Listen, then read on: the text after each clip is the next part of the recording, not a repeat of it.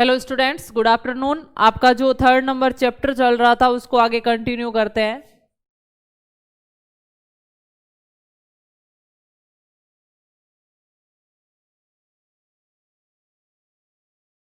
परागण, निषेचन, भ्रूणपोष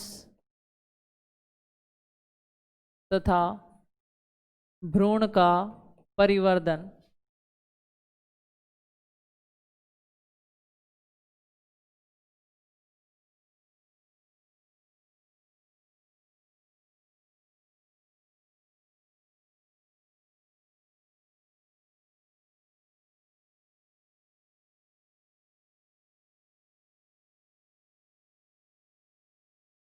तो देखिए स्टूडेंट्स, इसके अंदर पिछली क्लास के अंदर हमने परागण प्रोसेस को पूरा पढ़ लिया था। आज जो हमें पढ़ना है वो है निषेचन। तो देखिए निषेचन के अंदर क्या होता है कि परागण प्रक्रिया में तो हमने देखा था कि नर युग्मक को यानी परागकणों को मादा जननांग तक पहुंचाया गया। अब निषेचन में क्या क्या पद सम्मिलित होंगे कि जो नर युग्मक है, परागकण है, उसका पहले तो अंकुरण होगा, पराग नली बनेगी और फिर उस पराग नली के द्वारा युग्मकों को मादा के भ्रूणकोश में डाला जाएगा। तो ये सब प्रोसेस निषेचन में आएगा, जिससे नर युग्मक और अंड कोशिका मिलकर है वो निषेचन करेंगे, युग्मनज बनेगा, भ्रूण बनेगा और उस भ्रूण को पोषण प्रदान करने के लिए साथ में एक संरचना और बनेगी त्रिगुणी, जिसे भ्रूणपोष कहा जाता है, उसका निर्माण भी होगा। तो वो सब हम पढ़ने वाले निषेचन में। तो सबसे पहले हम निषेचन की परिभाषा देखते हैं। नर युग्मक तथा अंड कोशिका का मिलकर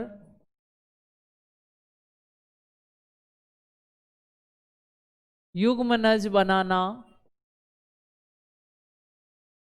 निषेचन कहलाता है।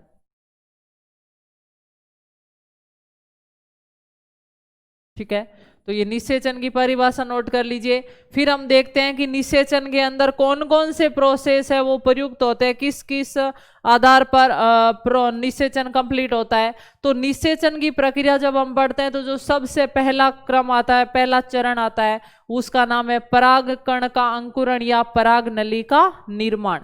तो देखिए सबसे पहले हम डिस्कस करते हैं परागकण का अंकुरण या पराग नली का निर्माण।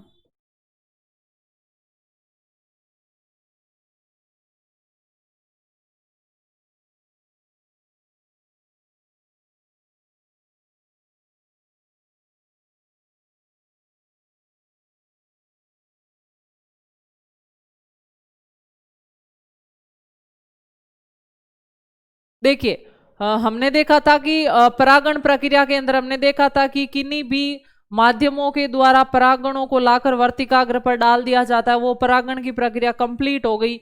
लेकिन फिर उस परागकण का उस वर्तिकाग्र पर क्या होगा, जो से देखिए ये वर्तिकाग्र है और ये होती है वर्तिका। फिर नीचे होता है अंडाशय, अंडाशय में पाया जाता है भ्रूण बीजांड,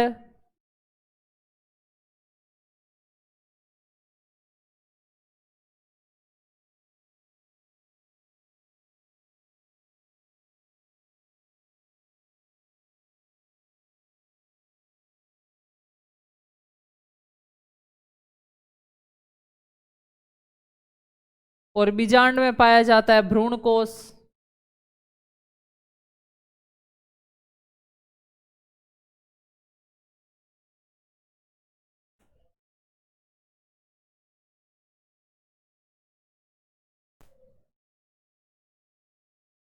और द्वितीयक केंद्रक। तो अब क्या होगा कि यहां पर हमने क्या किया, पराग कणों को डाल दिया गया। यहां पर जैसे ही पराग कणों को डाला तो वर्तिकाग्र क्या करती है, वर्तिकाग्र के द्वारा कुछ पदार्थों का स्राव किया जाता है। इस प्रकार कुछ पदार्थों का स्राव किया जाता है, जिसमें होती है वसा, शर्करा, ये सब पदार्थ होते हैं, जिसके कारण क्या होगा, इस पराग कण का अंकुरण होगा। ये है परागकण। इस परागकण का क्या होगा, अंकुरण होगा और इससे बनेगी पराग नली। ये पराग नली वर्तिका की लंबाई से होते हुए अंदर कहां पर जाएगी, भ्रूण कोश तक जाती है। इस प्रकार इस परागकण से पराग नली का निर्माण होगा। देखिए जो परागकण होता है ना, परागकण के अंदर बाहरी दो भित्ति होती है, बाह्य चोल और अंत्य चोल।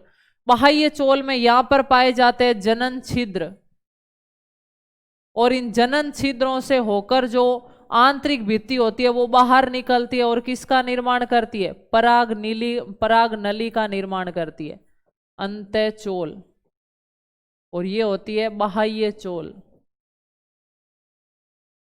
ठीक है, तो आपको ये भी ध्यान रखना है कि पराग कण में जो पराग नली बनती है उसका निर्माण है वो कौन सी भित्ति से होता है, अंत्य चोल से होता है। इस पराग नली के अंदर दो नर युग्मक होते हैं।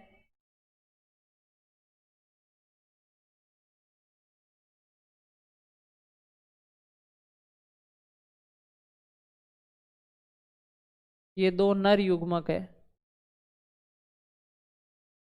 ठीक है, तो देखिए पराग नली बन गई। पराग कण का अंकुरण किसने किया, वर्तिकाग्र ने किया, क्योंकि वर्तिकाग्र के द्वारा वसा, शर्करा, कुछ पदार्थों का स्राव किया जाता है, जिसके कारण पराग कण से क्या बनती है, पराग नली। और पराग कण से पराग नली कौन सी भित्ति बनाती है, आंतरिक भित्ति बनाती है, जिसे अंत्य चोल कहा जाता है। और वह पराग नली कहां से निकलती है, पराग कण की सतह पर कुछ छिद्र होते हैं जिन्हें क्या बोला जाता है, जनन छिद्र बोला जाता है। और इन जनन छिद्रों से क्या होती है, पराग नली बनती है। क्योंकि बाकी जो परागकण की बाह्य भित्ति होती है ना, इस पर स्पोरोपोलेनिन नामक पदार्थ जमा होता है। और आपको पता हो तो स्पोरोपोलेनिन पादप जगत का सबसे कठोर पदार्थ होता है। अगर स्पोरोपोलेनिन सभी जगह होता तो पराग नली बन ही नहीं पाती, क्योंकि ये परागकणों को टूटने नहीं देता, बहुत कठोर पदार्थ होता है। लेकिन जहां पर जनन छिद्र होता है वहां स्पोरोपोलेनिन उपस्थित नहीं होता है, और वहीं से परागकण में क्या निकलती है बनकर, पराग नली का निर्माण होता है। तो ये दोनों डायग्राम बनाइए, फिर मैं इसको पॉइंट्स के रूप में लिखवाती हूं।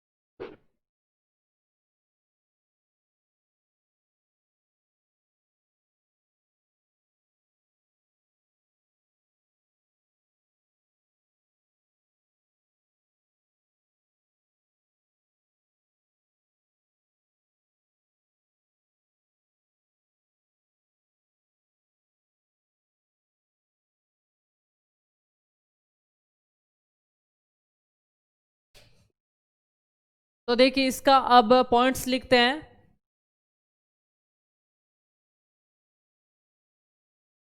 पराग कण जब वर्तिकाग्र पर गिरते हैं तो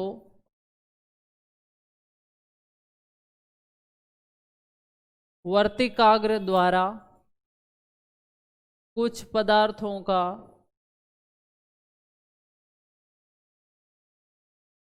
स्राव किया जाता है, जिसके कारण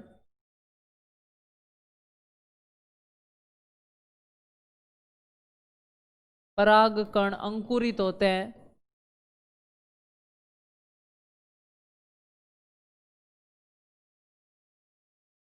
और पराग नली का निर्माण करते हैं। नेक्स्ट पॉइंट, पराग नली का निर्माण परागकण के अंतःचोल द्वारा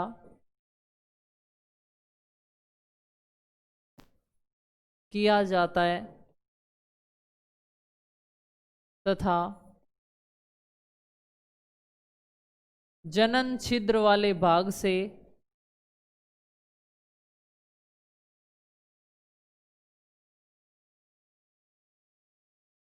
पराग नली बाहर निकलती है, क्योंकि जनन छिद्र वाले भाग पर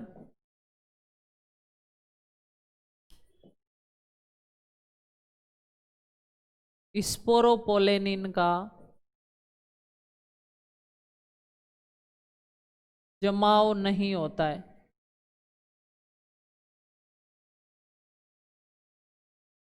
ठीक है, नेक्स्ट पॉइंट, स्पोरोपोलेनिन पादप जगत का सबसे कठोर पदार्थ होता है, जो परागकण की बाह्य भित्ति पर परागकण की बाह्य भित्ति में उपस्थित रहता है। यानी स्पोरोपोलेनिन होता है वो अत्यधिक कठोर पदार्थ होता है, पादप जगत का सबसे कठोर पदार्थ होता है और ये परागकण की बाह्य भित्ति में पाया जाता है। लेकिन बाह्य भित्ति में जहाँ जनन छिद्र होता है वहां पर स्पोरोपोलेनिन नहीं होता है और वहीं से अंतःचोल है वो परागकण को तोड़कर बाहर निकलता है और किसका निर्माण करता है, परागन नली का। तो क्या इंपॉर्टेंट पॉइंट ध्यान रखना कि पराग नली का निर्माण है वो परागकण के अंतःचोल से होता है तथा अपराग नली का निर्माण जनन छिद्रों से होता है, वहां पर स्पोरोपोलेनिन नहीं पाया जाता है, बाकी पूरी बाह्य भित्ति पर स्पोरोपोलेनिन उपस्थित रहता है। तो नोट कर लीजिए।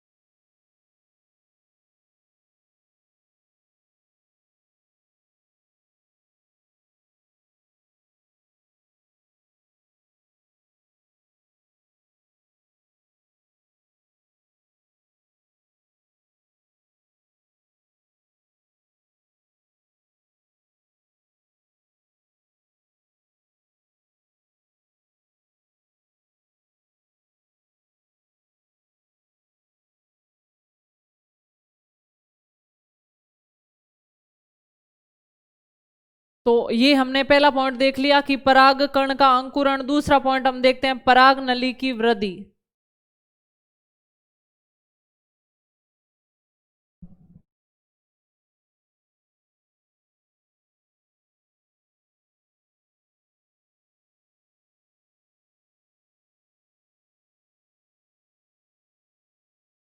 अब देखिए पराग नली की जो वृद्धि होती है कुछ रसायनों के द्वारा प्रेरित होती है। जैसे मैंने आपको बताया था कि ये वर्तिकाग्र और ये वर्तिका है, ये अंडाशय है, अंडाशय में बीजांड और बीजांड में भ्रूणकोश। तो अब क्या होगा कि जैसे जैसे ये पराग नली यहाँ से होगी आगे बढ़ रही होगी तो वर्तिका के अंदर कुछ है ना द्रव पदार्थ भरे रहते हैं, कुछ रस पदार्थ भरा रहता है जो क्या करता है पराग नली को आगे वृद्धि करने के लिए क्या करता है प्रेरित करता है। उसके अलावा जो अंडाशय है बीजांड है इनके अलावा भी कुछ रसायनों का निर्माण किया जाता है जो इस पराग नली को दिशा बताते हैं कि आपको किधर किधर आगे बढ़कर भ्रूणकोश तक पहुंचाना है। तो जो पराग नली की वृद्धि होती है वो ऊपर से लेकर नीचे की तरफ होती है यानी अंडाशय और बीजांड की तरफ होती है, तथा रसायनों अनुवृत्ति होती है यानी रसायन के कार्य रसायन के निर्देशानुसार इसकी लंबाई की वृद्धि होती है। तो देखिए जो आप नोट कर लीजिए पहले ये डायग्राम, ये है भ्रूणकोश, ये है बीजांड, ये है अंडाशय,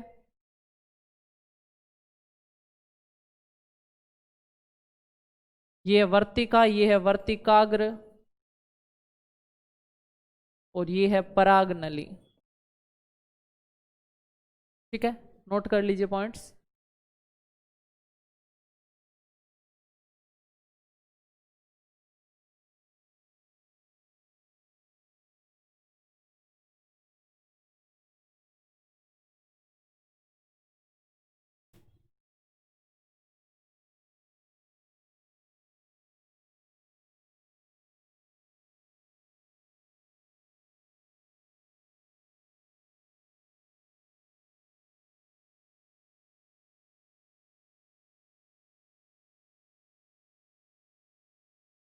तो इसी के साथ हम पॉइंट नोट करते हैं। पराग नली की वृद्धि हेतु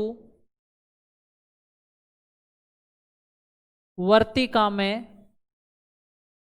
गुहिका पाई जाती है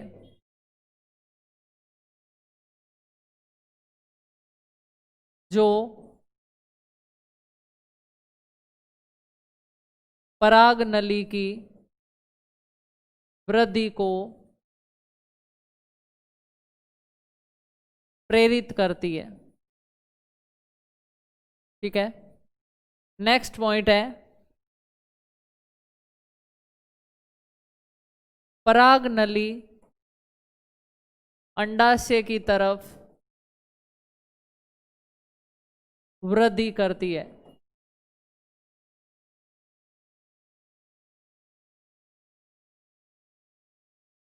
नेक्स्ट पॉइंट है अंडाशय द्वारा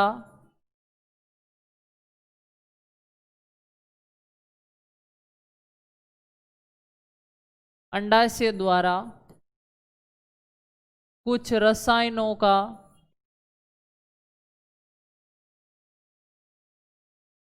स्राव किया जाता है जो पराग नली को दिशा बताते हैं। इसी के साथ ही पॉइंट लिखना, अतः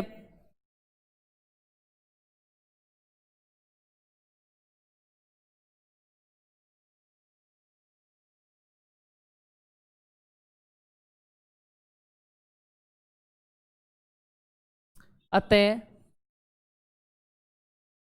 पराग नली की वृद्धि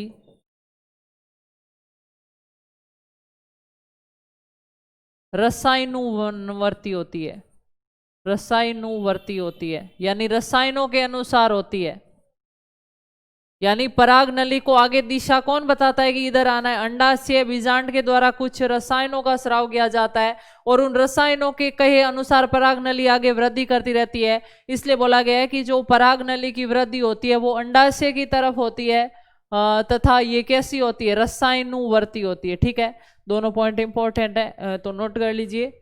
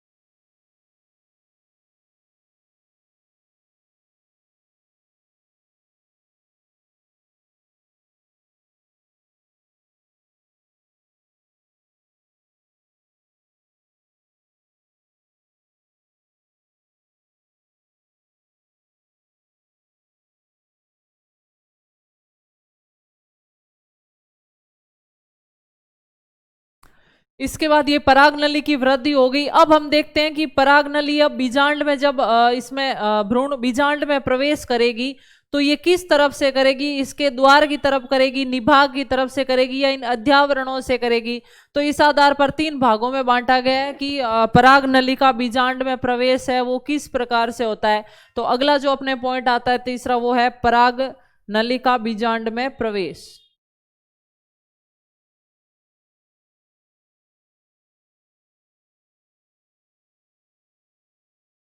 पराग नली का बीजांड में प्रवेश। ठीक है, ये 3 प्रकार से होता है। देखिए स्टूडेंट्स, जो बीजांड होता है उसकी संरचना कैसी होती है? देखिए,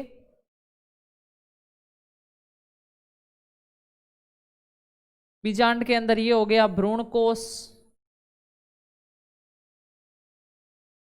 बीजांड ज्यादातर ये वो व्युत्क्रम रहता है, उल्टे क्रम में रहता है, जिसको प्रतीप बीजांड बोलते हैं।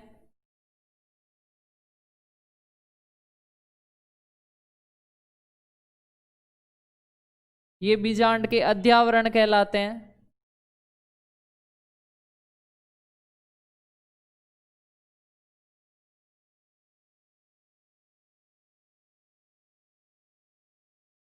इस प्रकार बीजांड की संरचना होती है। तो ये भाग जो कहलाता है ये कहलाता है निभाग, या नाभिका भी बोलते हैं इसको।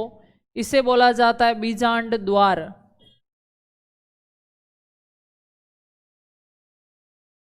और ये कहलाते हैं अध्यावरण।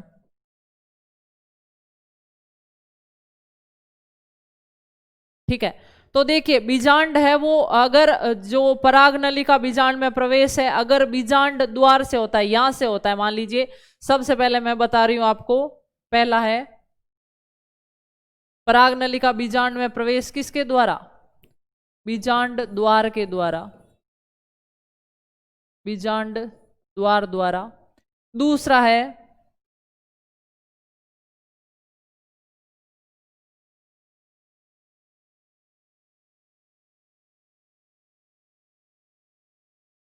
है निभाग द्वारा।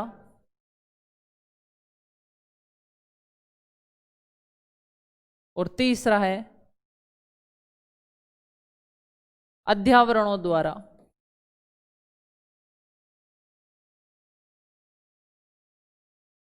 अब देखिए, जैसे अगर बीजांड द्वार के द्वारा पराग नली प्रवेश करेगी तो वो कैसे आएगी? यहां से आई बाहर से पराग नली और उसने यहां से प्रवेश कर लिया, ये प्रवेश क्या कहलाएगा? ये बीजांड में इसने यहां से प्रवेश कर लिया, ये प्रवेश क्या कहलाएगा? बीजांड द्वार द्वारा प्रवेश। ठीक है, दूसरा होगा निभाग के द्वारा। तो निभाग के द्वारा आएगी तो पराग नली सीधे ही यहां से प्रवेश करेगी, तो ये कहलाएगा निभाग द्वारा प्रवेश। तीसरा होगा अध्यावरणों के द्वारा प्रवेश, तो पराग नली इधर से आई और पराग नली ने यहां से प्रवेश कर लिया, तो इस प्रकार का प्रवेश क्या कहलाता है? अध्यावरण द्वारा। यानी जब पराग नली, ये जो भाग है ये क्या कहलाएगा?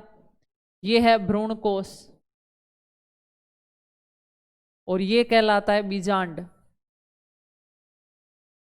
अगर पराग नली बीजांड में बीजांड द्वार से प्रवेश करती है तो इसको बोलते हैं बीजांड द्वारीय प्रवेश। अगर पराग नली सीधे निभाग वाले भाग से प्रवेश करती है तो इसको बोलते हैं निभागीय प्रवेश। अगर पराग नली अध्यावरणों से प्रवेश करती है तो इसको बोला जाता है अध्यावरणीय प्रवेश। तो पराग नली अंडाशय में बीजांड में 3 प्रकार से प्रवेश करती है। एक तो इसके द्वार से बीजांड द्वारीय प्रवेश, एक इसके पिछले हिस्से से यानी निभाग द्वारा प्रवेश, और एक साइड से यानी अध्यावरणों के द्वारा प्रवेश। तो नोट कर लीजिए तीनों को।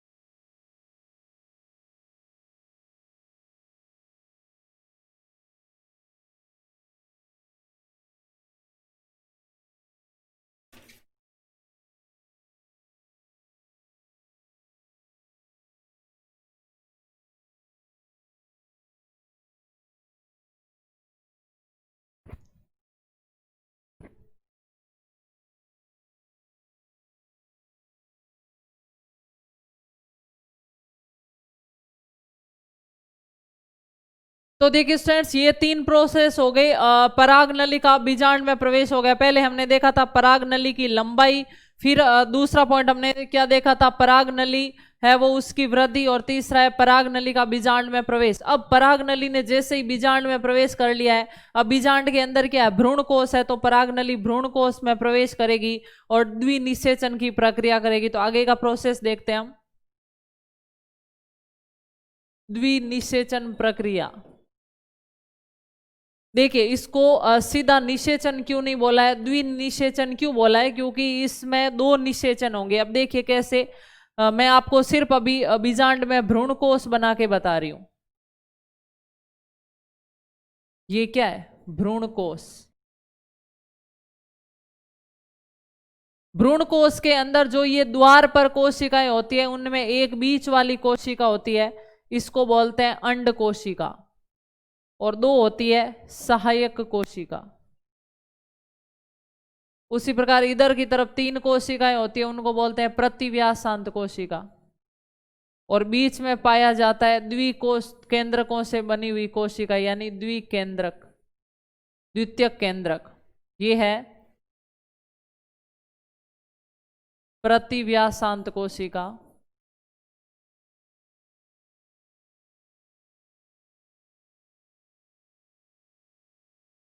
ये है द्वितीयक केंद्रक।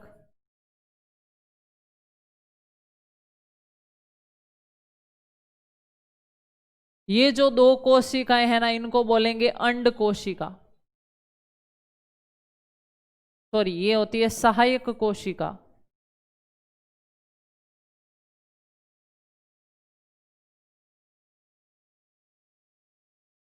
और ये बीच वाली होती है अंड कोशिका। ये किसकी संरचना है, ये एक भ्रूणकोश की संरचना है।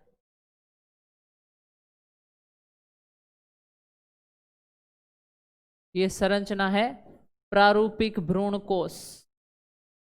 जो बीजांड के अंदर उपस्थित रहता है। तो आपको पहले इसकी संरचना पता होनी चाहिए, फिर हम देखेंगे कि कौन कौन सा प्रोसेस होता है। अब देखिए भ्रूण कोश की इस प्रकार की संरचना होती है, जो विपरीत सिरे पर निभा की तरफ 3 कोशिकाएं होती है उन्हें प्रतिव्यासांत कोशिका बोलते हैं।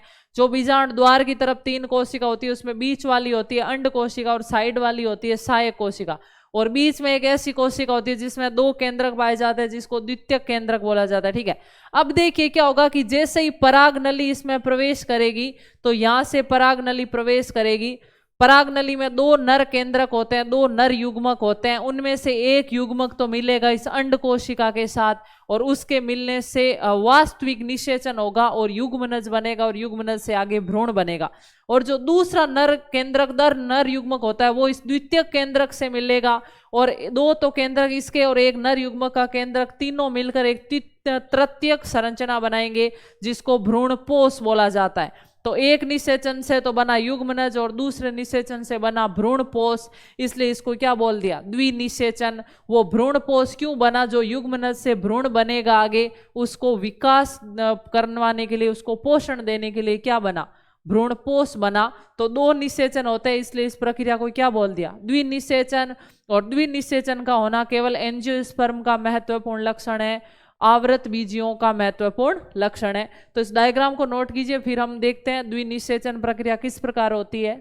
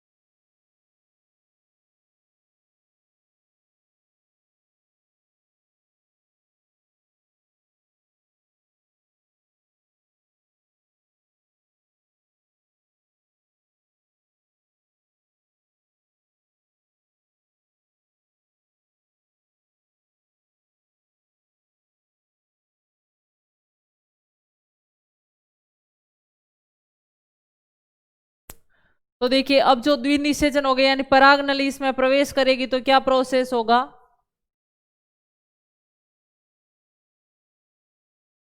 ये भ्रूणकोश है,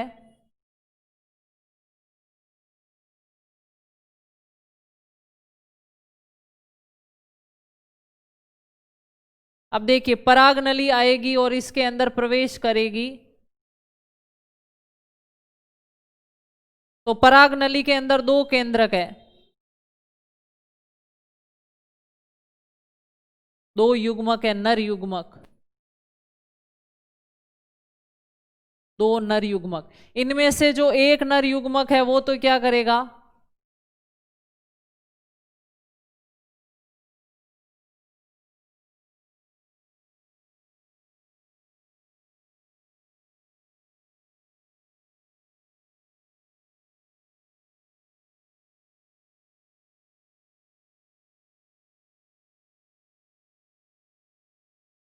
एक नर युग्मक तो इस अंड कोशिका के साथ मिलेगा और एक मिलेगा इनके साथ। तो अगला प्रोसेस क्या होगा,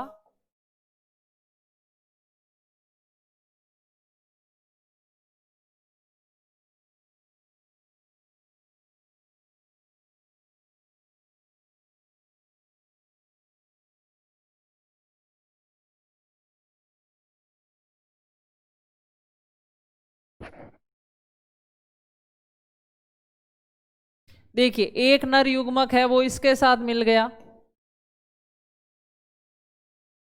और एक नर युग्मक इनके साथ मिल गया। अब इससे जो नर युग्मक मिलकर ये बना क्या हुआ, युग्मनज बना। और युग्मनज से क्या बनेगा आगे, भ्रूण, और यहां से क्या बनेगा, भ्रूणपोष, त्रिगुणित भ्रूणपोष। यह त्रिगुणित भ्रूणपोष क्या करेगा, इस भ्रूण को पोषण प्रदान करेगा, पोषण प्रदान करेगा।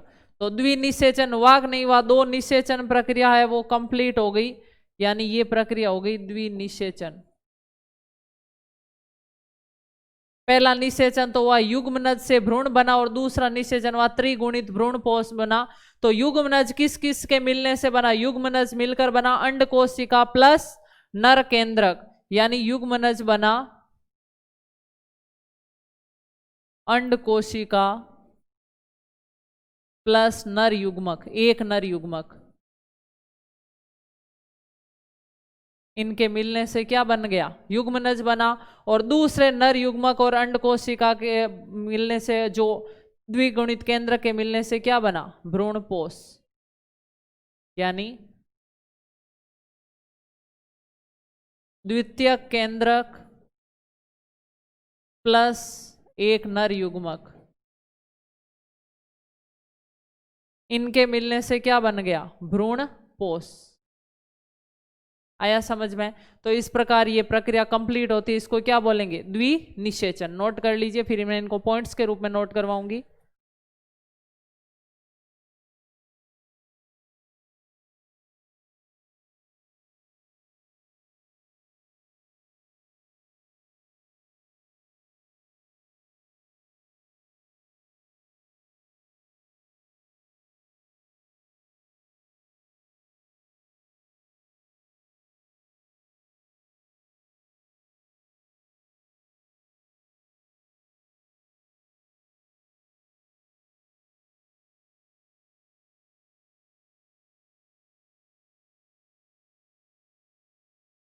तो देखिए स्टूडेंट्स, ये जो हमने डायग्राम के सहायता से समझा, द्विनिषेचन का प्रोसेस है कि एक नर युग्मक अंड कोशिका के साथ मिलने से क्या बना, युग्मनज बना और उससे भ्रूण बना। दूसरा नर युग्मक है वो द्वितीय केंद्र के साथ मिलने से भ्रूणपोष बना। तो दो प्रकार के निषेचन हो गए, इसलिए इस प्रोसेस को द्विनिषेचन बोला जाता है। ये जो भ्रूणपोष बनता है ये त्रिगुणित होता है, ये युग्मनज होता है वो द्विगुणित होता है, यानी ये होता है 2n और ये होता है 3n। जो भ्रूणपोष है वो विकसित हो रहे भ्रूण को क्या करता है, पोषण प्रदान करता है। तो यहां तक ही थी अपनी क्लास। बाकी इसका जो विस्तार से वर्णन है वो मैं आपको लिखवाऊंगी नेक्स्ट क्लास में। तो मिलते हैं नेक्स्ट क्लास में, तब तक के लिए थैंक यू सो मच।